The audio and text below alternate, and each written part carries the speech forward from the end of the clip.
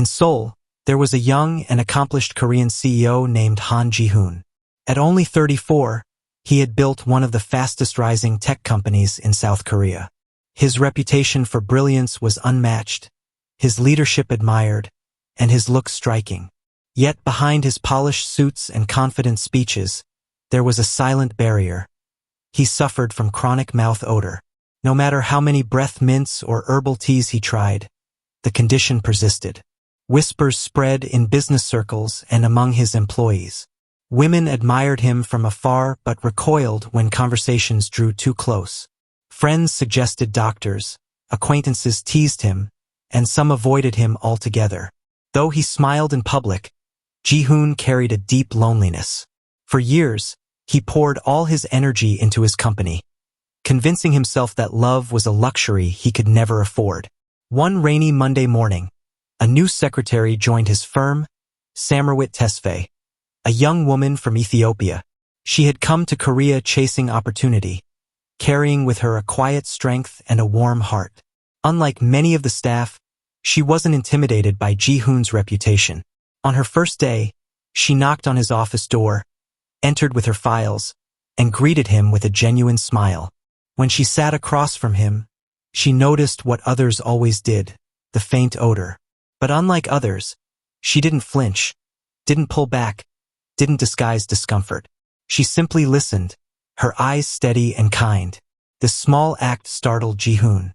For the first time in years, someone hadn't recoiled. Days turned into weeks.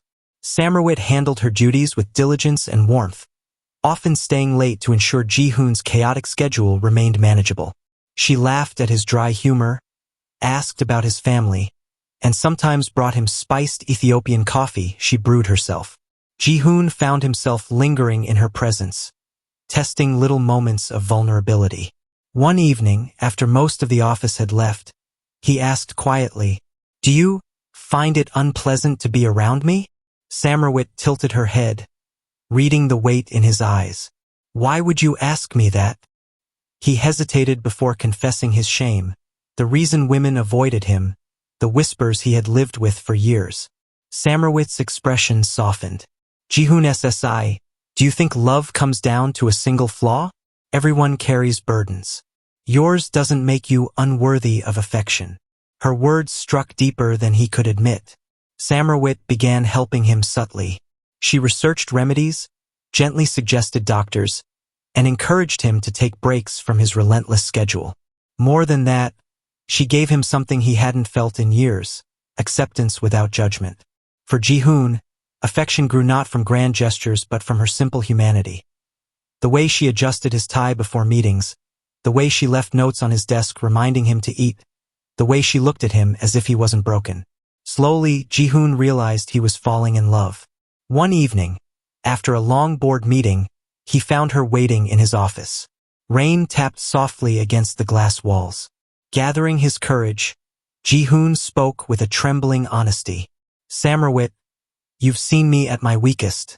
You've stayed when others walked away. I don't know how to say this properly, but my heart has chosen you." Her smile was gentle but firm. "Ji-hoon, I didn't stay out of pity. I stayed because I see the man behind the titles, behind the flaws. And I care for you too." At that moment, Ji-hoon felt a burden lift. For the first time, he wasn't defined by his flaw, he was seen, truly seen. Their relationship became a quiet story of resilience and love that bloomed where others saw impossibility. Ji-hoon still battled his condition, but now he faced it with Samarwit's unwavering support. Together, they showed that love isn't about perfection, but about acceptance. The courage to see someone's scars and love them anyway. When whispers began circulating that the powerful CEO was showing unusual kindness to his new Ethiopian secretary, rumors spread like wildfire in the office. "Why her?" colleagues whispered. "Isn't she just a secretary?" Some scoffed. But Ji-hoon ignored them. For the first time in years, he felt peace sitting across from someone who didn't judge him. Samarwit, on the other hand, carried herself with quiet dignity, ignoring the whispers and continuing her work with grace. One Sunday, Ji-hoon invited Samarwit to meet his parents in Seoul. His mother, a traditional Korean woman, greeted her politely but with cold reservation. Over dinner, she leaned toward Ji-hoon and whispered in Korean, "She's beautiful but foreign. And a secretary? Son, is this wise?" Ji-hoon looked directly at his mother. "Yama, for years I've been lonely because of something I couldn't control. Samrawit sees me, not my flaw. Isn't that what love should be?" His father, quiet but thoughtful, nodded. "If she gives you peace, let no one take her away." Samrawit, though she didn't understand the words, felt the tension but held Ji-hoon's hand under the table. That small squeeze told him she was with him no matter what. For Samrawit, Korea wasn't always easy. Some people looked at her skin and accent with prejudice. Once, a coworker muttered that she only rose in position because the CEO favored her. That night, she cried quietly at her small apartment. But the next day, Ji-hoon surprised her. He showed up unannounced, holding 2 coffees. "Let them talk," he told her firmly. "I know your worth, and if I must, I'll defend it in front of the whole board." Samrawit realized then that he wasn't just her boss. He was her protector. Ji-hoon, with Samrawit's encouragement, finally sought medical specialists for his chronic condition. Treatments were slow, and some days discouraging, but Samrawit never let him sink into despair. "Ji-hoon," she would say, brushing his hair back, "your worth is not in your breath, your company, or your image. It's in your heart, and that's what I love." Her love became his medicine. At the company's annual gala, Ji-hoon walked in with Samrawit by his side. For the first time, he didn't care about whispers. He introduced her proudly. "This is Samrawit Tesfaye, my secretary, my partner, and the woman I love." The room went silent. Cameras flashed. Some disapproved, but others admired his courage. Samrawit squeezed his hand, whispering, "You didn't have to," but Ji-hoon smiled. "I wanted the world to know." Their love blossomed despite cultural challenges. Ji-hoon's mother, though hesitant at first, softened when she saw how genuinely happy her son was. Samrawit introduced Ji-hoon to Ethiopian traditions, coffee ceremonies, songs, and dances. He, in turn, shared Korean customs, from ancestral rites to family holidays. They built a life of blended cultures, where respect and acceptance stood stronger than prejudice. Years later, Ji-hoon often reflected on how one woman's acceptance changed his destiny. What once isolated him became the bridge that connected him to love. Samrawit would often remind him, smiling, perfection never made a home. Love did. And together, they proved that true love isn't found in flawless appearances, but in the courage to embrace imperfection and still choose each other every single day. Ji-hoon and Samrawit's wedding was a beautiful mix of cultures. His family insisted on a traditional Korean ceremony, with hanbok, bows, and ancestral rites. Samrawit's relatives flew in from Addis Ababa, bringing the rhythms of Ethiopian drums and the aroma of spiced coffee. The hall was filled with colors and contrasts. Korean silk robes beside Ethiopian white cotton dresses with intricate patterns. What once seemed like 2 distant worlds melted into one celebration of love. When Ji-hoon looked at Samrawit under the wedding arch, he whispered, "From loneliness to this moment, it feels like a miracle." She smiled, replying softly, "No, Ji-hoon, it's love choosing us." Their first years of marriage were filled with adjustment. Samrawit decorated their sole apartment with woven Ethiopian baskets and coffee pots, while Ji-hoon hung calligraphy scrolls and traditional Korean paintings. Every Friday, they alternated cultures. One week, Korean bibimbap and kimchi stew. The next, Ethiopian injera and doro wat. Their kitchen became a symbol of harmony. 2 flavors, 1 table. When their first child, Hannah, was born, Ji-hoon wept as he held her tiny hand. She had his eyes but Samrawit's warm skin tone. Later, their son Minsu joined the family, bringing double the laughter and chaos. Raising children in 2 cultures wasn't always easy. Some relatives questioned whether the children would fit in, while strangers often stared. But Samrawit and Ji-hoon made a promise. Their children would grow up proud of both heritages. At home, Hannah learned Korean proverbs from her father and Ethiopian lullabies from her mother. On holidays, they bowed to Ji-hoon's parents during Chuseok, then danced to Ethiopian music at Samarwit's coffee ceremonies. As Ji-hoon's company expanded globally, he often credited Samarwit as his strength. At international conferences, he would say, "Leadership is not just building companies. It's learning to love beyond barriers. My wife taught me that." Their story began circulating online, inspiring others.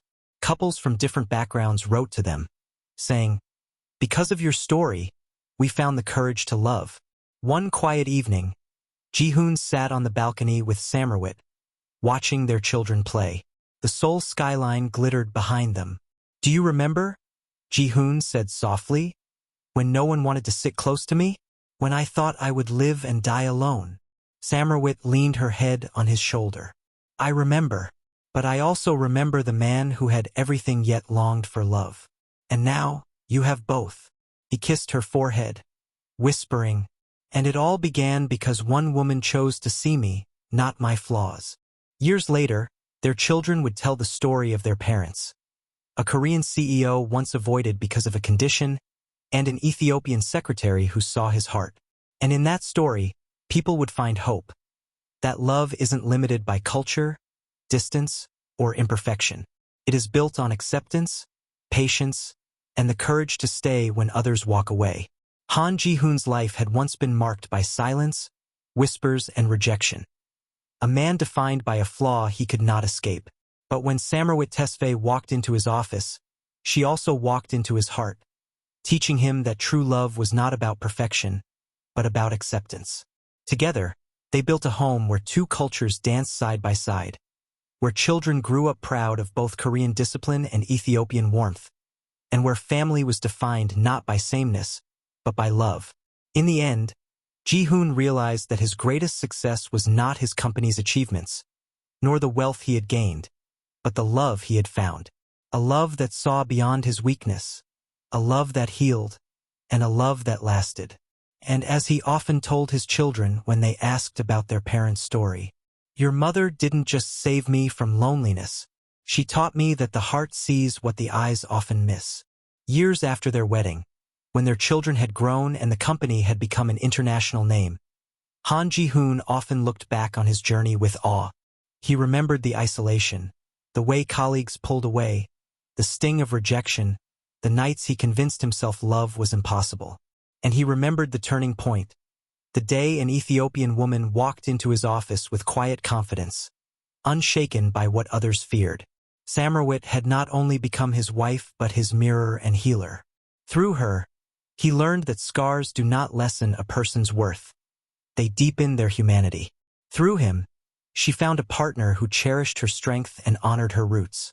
Their children carried both legacies, the discipline of Korea and the resilience of Ethiopia, proving that love could weave cultures into something beautiful and lasting.